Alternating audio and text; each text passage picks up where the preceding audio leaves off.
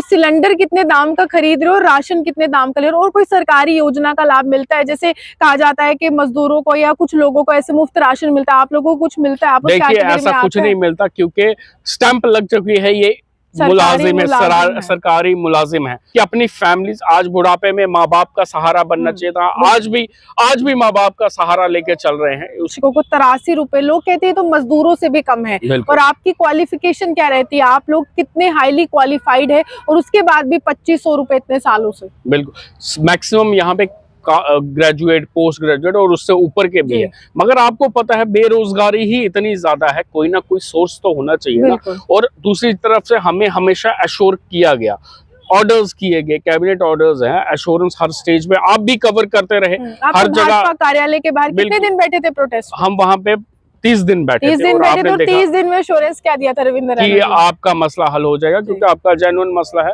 हम आज आपके चैनल के माध्यम से उनको भी याद दिलाना चाहते हैं, बीजेपी के जो 29 विधायक जीत के आए हैं उनको याद दिलाना चाहते हैं कि एलजी साहब से बात कीजिए, क्योंकि आपने भी मैनिफेस्टो में रखा है। लेकिन जब आप लोगों को नौकरी में लाया जाता है तब कौन से वादे किए जाते हैं? कुछ तो कहा होगा इंक्रीमेंट हो जाएगी, पॉलिसी जो है आगे बढ़ाई जाएगी, इतने समय के बाद रेगुलाइजेशन, कुछ ऐसा था उस समय? बिल्कुल, कैबिनेट ऑर्डर्स हुए, 2 कैबिनेट ऑर्डर्स। क्या ऑर्डर में क्या लिखा था? एक जो जब पहले हमारा कैबिनेट ऑर्डर हुआ था जिसमें एनसी और कांग्रेस की गवर्नमेंट थी, तब हमें एजुकेशन में कैबिनेट ऑर्डर किया गया था।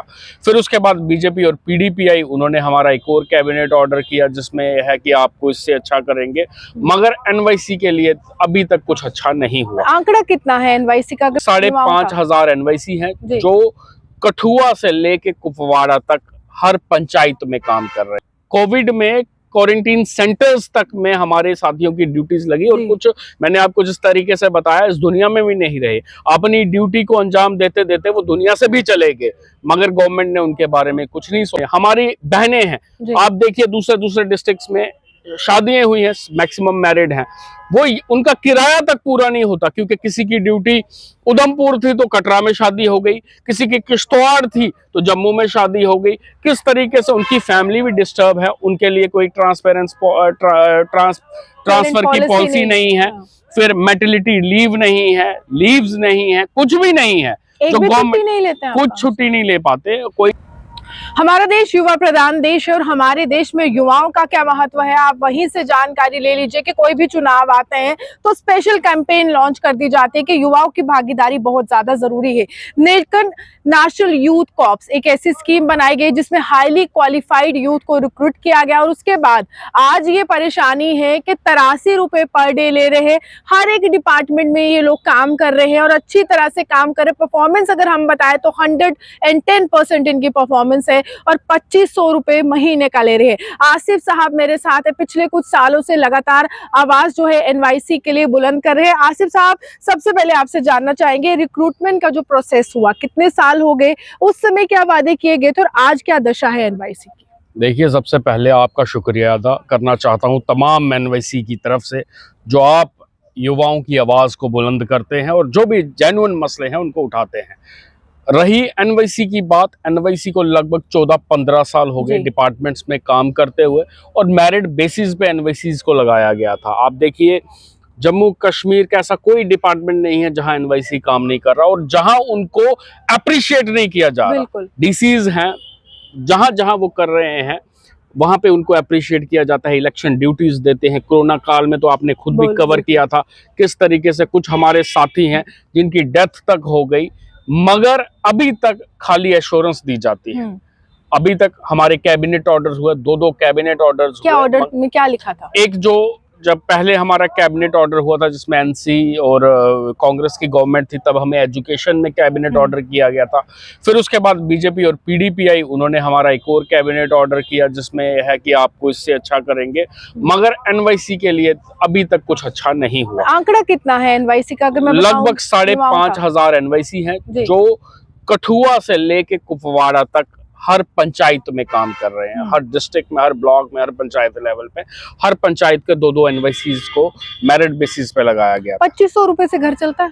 देखिए, मैं बार बार ये बात कहता हूँ, युवाओं को माँ बाप अपने बच्चों को पढ़ा के इस काबिल इसलिए बनाते हैं कि उनको एक उम्मीद होती है कि जब हम बुढ़ापे के उस लेवल, उस स्टेज पे पहुंचेंगे कि बच्चे हमारा सहारा बनेंगे। मगर बड़े अफसोस की बात है कि आज भी एनवाईसीज को अपने पेरेंट्स का सहारा लेना पड़ता है, क्योंकि 2500 पे सर्वाइवल नामुमकिन है। मैं आपके चैनल के माध्यम से चैलेंज करता हूं कि जम्मू कश्मीर में जो भी चाहे एलजी एडमिनिस्ट्रेशन है, चाहे गवर्नमेंट पे या ब्यूरोक्रेसी पे जो लोग बैठे हैं, अगर वो ये चला के बता दें तो हम उस दिन के बाद डिमांड करना बंद कर दें। जब आप लोग डिपार्टमेंट्स में काम करते हैं तो नोटिस या ऑर्डर्स आते होंगे कि देखिए ये सरकारी फंक्शन है और ये ऑर्डर है, आपको ये काम करना, परफॉर्मेंस तो आपके 110% है, लेकिन आप जो परमानेंट एम्प्लॉयज हैं, जो आपके टॉप अथॉरिटी होती है, उनसे बात करते हैं कि देखिए हमारे भविष्य के लिए भी कुछ कर दीजिए।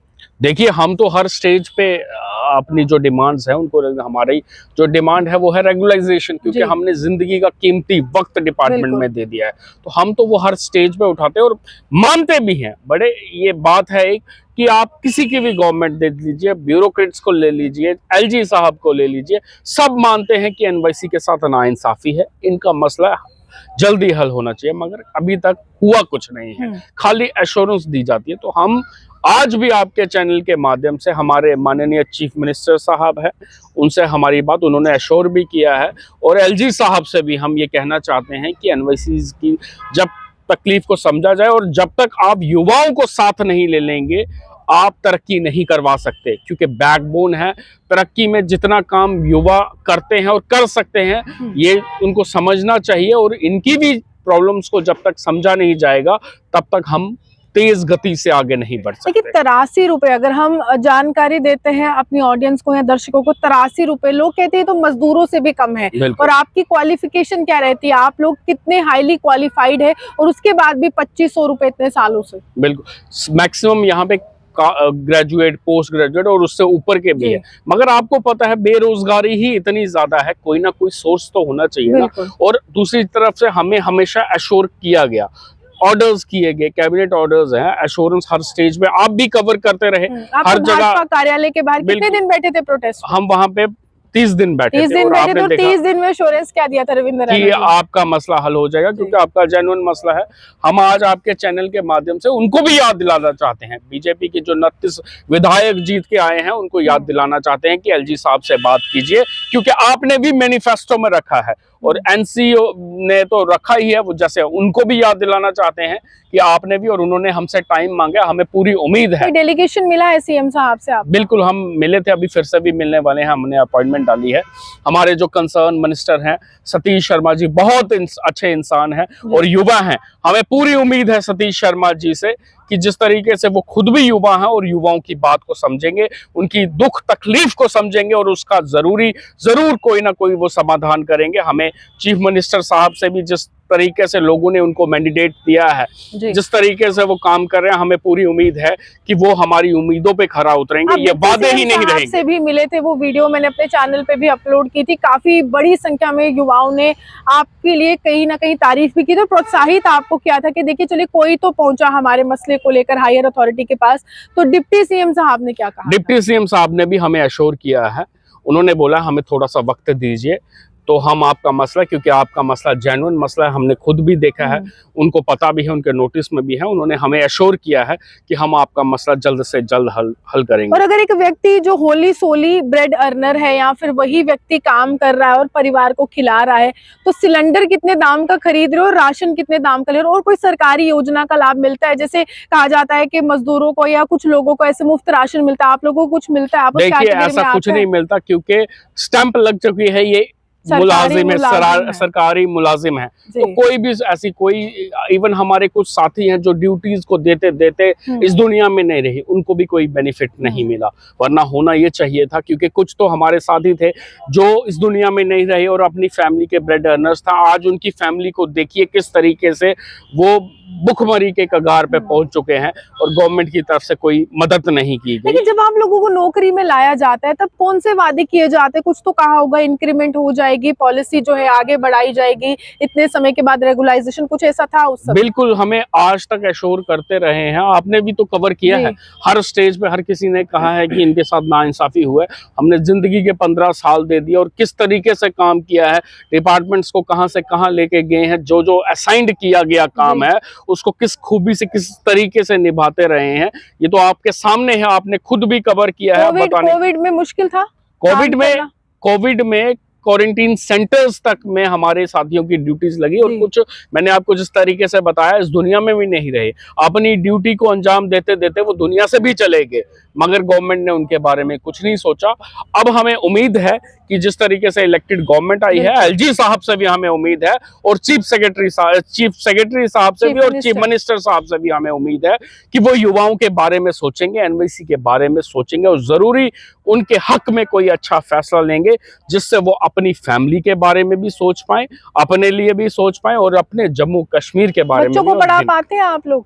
देखिए, पढ़ा रहे हैं जिस तरीके से हो रहा है। मैंने आपको बताया कि अपनी फैमिली, आज बुढ़ापे में माँ बाप का सहारा बनना चाहिए था, आज भी माँ बाप का सहारा लेके चल रहे हैं, उसी तरीके से गाड़ी चल रही है। और उम्मीद करते हैं कि जम्मू कश्मीर की गवर्नमेंट और एलजी एडमिनिस्ट्रेशन जागेगी, युवाओं के सुध में फैसला लेगी और खास करके एनवाईसीज का जो दर्द है, जो तकलीफ है, उसको समझे। हमारी बहनें हैं, आप देखिए दूसरे डिस्ट्रिक्ट्स में शादियां हुई हैं, मैक्सिमम मैरिड हैं, वो उनका किराया तक पूरा नहीं होता क्योंकि किसी की ड्यूटी उधमपुर थी तो कटरा में शादी हो गई, किसी की किश्तवाड़ थी तो जम्मू में शादी हो गई। किस तरीके से उनकी फैमिली भी डिस्टर्ब है, उनके लिए कोई ट्रांसफर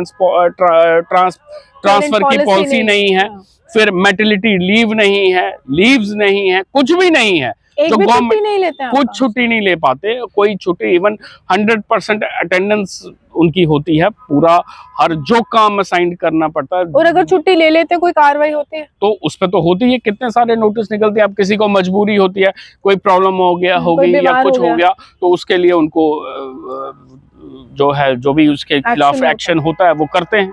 देखिए, साफ तौर पर इन्होंने अपना काम किया। पिछले लंबे समय से हर एक डिपार्टमेंट में आपको बहुत बड़ा आंकड़ा मिलेगा एनवाईसीज का।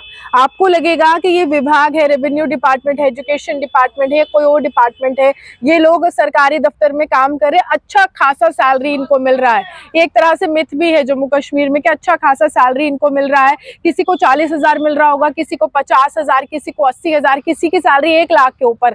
लेकिन असलियत यही है कि सालों से काम कर रहे हैं, हाईली क्वालिफाइड है और हमेशा मेहनत करते आए हैं। और परफॉर्मेंस अगर हम बात करें तो 110% परफॉर्मेंस है, लेकिन सैलरी के रूप में 83 रुपए per day, 83 rupees per day और 2500 रुपए महीना। इतनी कम सैलरी तो एक मजदूर की भी नहीं होती है, वो भी हर दिन का 1000-1200 कमा ही लेता है। और जब हाईली क्वालिफाइड स्टाफ है, सरकार की किसी भी योजना का इनको लाभ नहीं मिल रहा है, कोई भी मुफ्त राशन, कोई भी योजना जो होती है वो इनको नहीं मिलती है, क्योंकि इनके ऊपर ये कहा गया है ये सरकारी मुलाजिम, और सरकार के मुलाजिम है तो इनको किसी की जरूरत नहीं है।